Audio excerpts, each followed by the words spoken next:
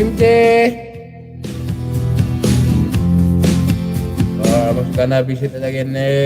Almost done to your paragliding. Are you the one who's... Ano mo? Awatan ako na Kimje. Can you understand my English, Kimje? Or little bit of Englishing? Matik, Ate Mabs. Salamat, Ate Mabs.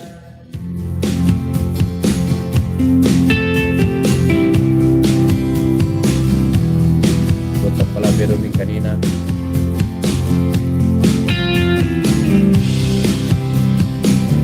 At paragliding, parang ganito.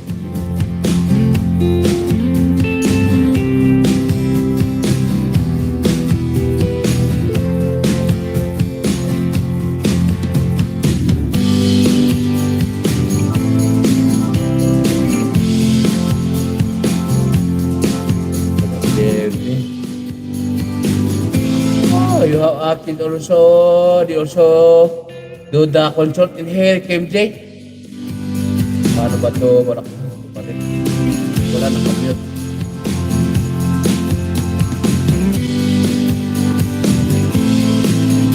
Salamat Ate Mas sa pamatik.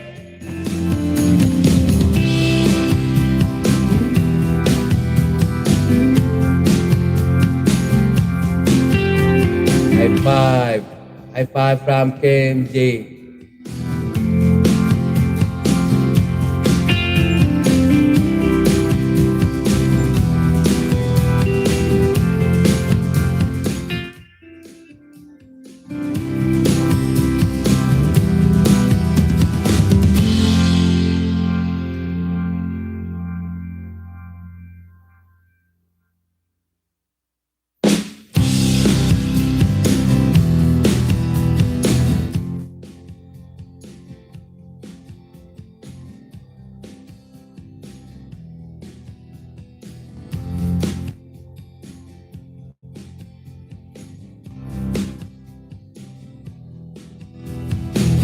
KMJ, thank you so much KMJ.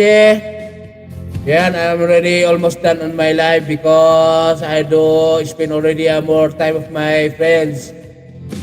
Salamat sa mga andyan. Mansa mo, kuntang-kuntang ko muna may natitira ng Ma'am Ina. Salamat Ma'am Ina. Hindi pala ako nabisita si Ma'am Ina pero alam ko may kwan yan. Meron siyang 9:45 mamaya no Ma'am Ina. Ina Mix Vlog 9:45, the same channel, the same time. Meron siyang premiere.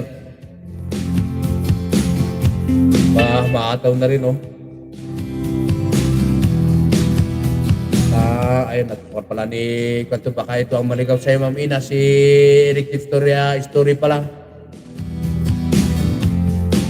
Pero kumulat ano para nakaabang kung sakali mang na maikot yung aking kwan 9:45 ay hindi pasok yung pasukan.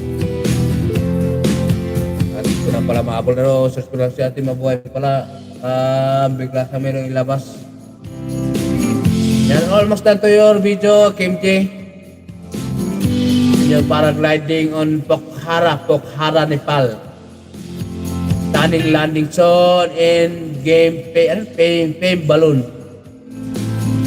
Yung pa-concert pa dito ang namis ni Rikis, mga concert at the park. Sabado pala nagpakita si Brother Joe sa live ni Kwan na ako na naman ako. Napaalala ako ng marami. Bro Tatsuki.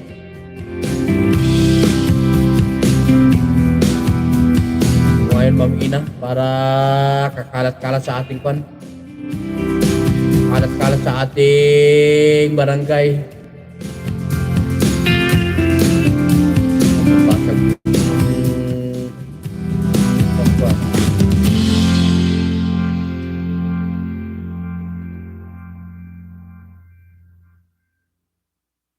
Ano lang magpapaalam na si Rickis may natitira na sang mga KMJ sa Mock TV.